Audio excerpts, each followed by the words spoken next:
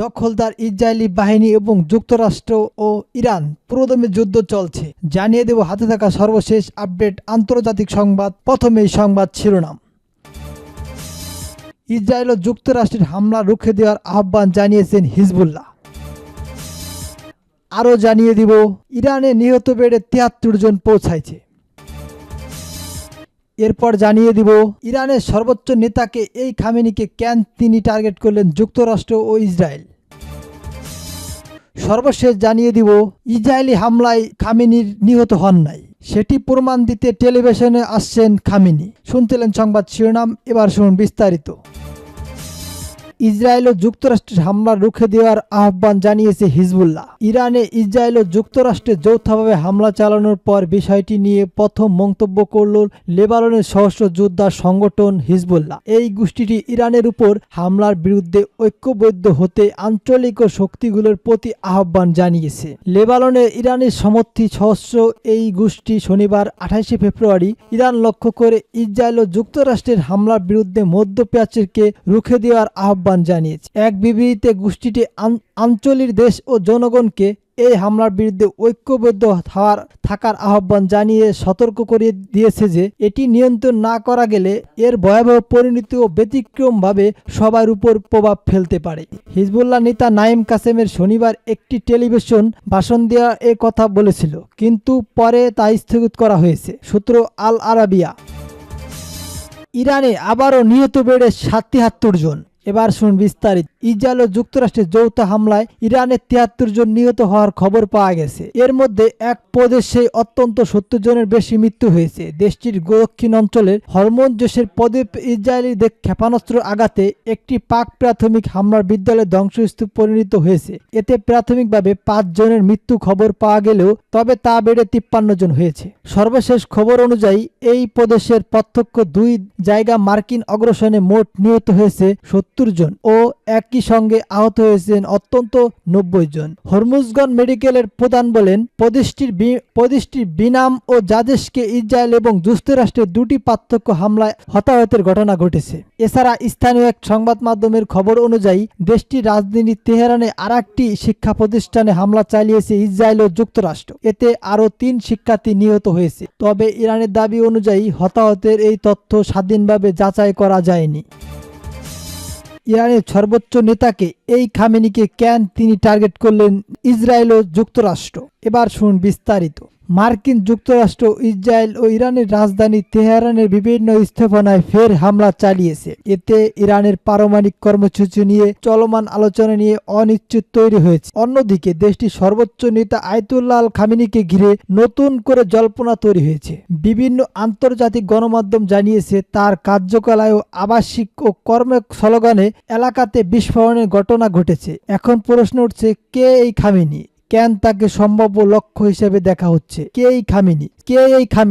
৮৬ বছর বয়সী আয়াতুল্লাহ আল খামেনির ১৯৮৯ সাল থেকে ইরানের সর্বোচ্চ নেতা তিনি ইসলামিক ও পর্যন্ত ইরানি প্রতিষ্ঠাতা আয়াতুল্লাহ রসুল্লাহ খামেনির উত্তরসূরি। খামেনি নির্বাসন থেকে দেশে ফিরে ১৯৭৯ সালের ইরানের ইসলামিক বিপ্লব নেতৃত্ব দেন, যার মাধ্যমে যুক্তরাষ্ট্র সমর্থিত শাসক ও মোহাম্মদ রেজা পাহলভির শাসনের অবসান ঘটে। ইরানের রাজনৈতিক কাঠামোয় সর্বোচ্চ নেতাই ও রাষ্ট্র ক্ষমতার কেন্দ্রবিন্দু। সেই হিসাবে খামেনি রাষ্ট্র নির্বাহী ও সামরিক ও বিচার বিভাগ ও সবকিছুর উপর চূড়ান্ত কর্তৃত্ব রয়েছে। প্রেসিডেন্ট ও সংসদ থাকলেও গুরুত্বপূর্ণ কৌশলগত সিদ্ধান্তে সর্বোচ্চ নেতার মতোই চূড়ান্ত বলে বিবেচিত হয়। একই সঙ্গে তিনি দেশটির অত্যধিক ও নেতা ও তার শাসনমূলকের পশ্চিমা বিশ্বের সঙ্গে ইরানের বিরুদ্ধে আরো পক্ষপাত হয়েছে। দেশটির কঠোর পরিশ্রম ও নিষেধাজ্ঞার মুখে পড়েছে। এতে ইরানের অর্থনৈতিক সংকট বেড়েছে। অর্থনৈতিক সংকট ও কর্তৃপক্ষের দমন বেড়েছে ও বিরুদ্ধে ইরানের একাধিক বিক্ষোভ হয়েছে। খামেনির ক্ষমতার অন্যতম ভিত্তি ইসলামিক রেভলিউশন গার্ড ও কমপ্লেক্সে আইআরজিসির বাসিস ও ধারাবাহিকভাবে বাহিনী বিশ্লেষকদের মতে এই দুই ধরনের নিরাপত্তা কাঠামোর অনুগত ও অবস্থানকে দৌড় রেখেছে। খামেনি দীর্ঘদিন ধরে বলে আসছেন, ইরান কখনো পারমাণবিক অস্ত্র তৈরি করবে না এবং তাদের পারমাণবিক কর্মসূচি কেবল বেসামরিক উদ্দেশ্যে পরিচিত হচ্ছে। যুক্তরাষ্ট্র গোয়েন্দা সংস্থা কিভাবে জাতিসংঘের পারমাণবিক ও তারা ধারাবাহিকভাবে সংস্থা এখন পর্যন্ত ইরানের পারমাণবিক ও বোমা তৈরির চেষ্টার কোনো আটক প্রমাণ পায়নি। তবে ইসরায়েল এবং যুক্তরাষ্ট্রের রাজনৈতিক মহল দীর্ঘদিন ধরে দাবি করে আসছে পারমাণবিক ইস্যুতে টানা পড়েন।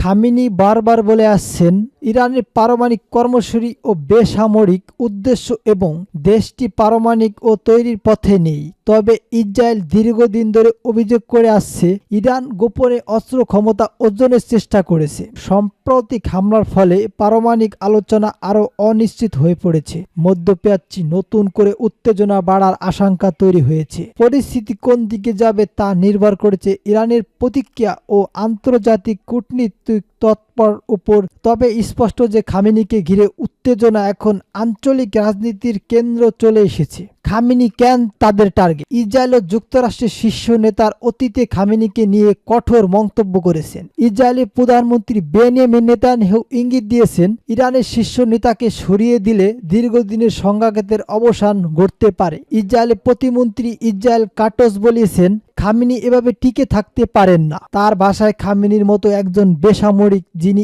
ইসরায়েল ধ্বংসের লক্ষ্য নিয়ে একটি রাষ্ট্রের নেতৃত্ব দিচ্ছেন তার অস্তিত্ব ব্যবহৃত থাকতে পারে না। যুক্তরাষ্ট্রের প্রেসিডেন্ট ডোনাল্ড ট্রাম্প একাধিকবার খামেনিকে হুঁশিয়ারি দিয়েছেন। সম্প্রতি তিনি বলেছেন ইরানের জনগণ চাইলে সরকার পরিবর্তন সম্ভব এবং সেটিও সেরা পরিণত হতে পারে। অতীতে তিনি খামেনিকে সহজ লক্ষ্যবস্তু বলে মন্তব্য করেছিলেন। বিশ্লেষকদের মতে সাম্প্রতিক হামলার লক্ষ্য হতে পারে ইরানের রাজনৈতিক ও সামরিক নেতৃত্বকে দুর্বল করা, কৌশলগতভাবে শীর্ষ নেতাকে বিচ্ছিন্ন বা আচক্কর করে রাষ্ট্রের নেতৃত্বে অস্থিরতা হতে পারে। এমন ধারণা থেকেই পদক্ষেপ নেওয়া হয়ে থাকতে পারে। খামেনি এখন কোথায় আছেন? বার্তা সংস্থা রাইটার্স একটি সূত্রের বরাত দিয়ে জানিয়েছে হামলার পর খামেনিকে নিরাপদ স্থানে সরিয়ে নেওয়া হয়েছে। তবে তার সঠিক অবস্থান সম্পর্কে আনুষ্ঠানিকভাবে কিছু জানানো হয় নাই। সূত্র আল জাজিরা। আবারও টেলিভিশনে ভাষণ দিবেন খামেনি। ইসরায়েল ও যুক্তরাষ্ট্রে ইরানের হামলা যৌথ হামলার পর পাল্টা আক্রমণ করেছে তেহরান।